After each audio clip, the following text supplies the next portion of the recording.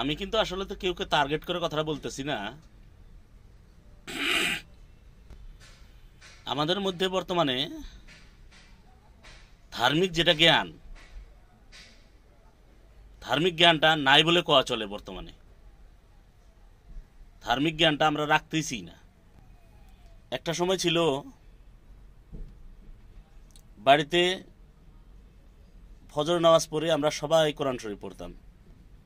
আপাতত 1 ঘন্টা কোরআন শরীফ পড়ে তারপরে নিজের যার যার কামে বের হয়ে যেতাম।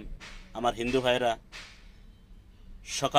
সকালবেলা উঠে স্নান করত, স্নান করে নিজের পূজা পাঠ যা আছে করতো, করে যার যার মতো কামে বের হয়ে যেত। আর এখনকার বর্তমানের প্রজন্ম কি করে জানেন? সকালবেলা উঠবো, আরে সকালবেলা বাদ দেন, সকালবেলার দিন আর নাই এখন। আর ঘুমি থেকে উঠতে 8টা 9টা বেজে যায় এখনকার বর্তমানের প্রজন্মর।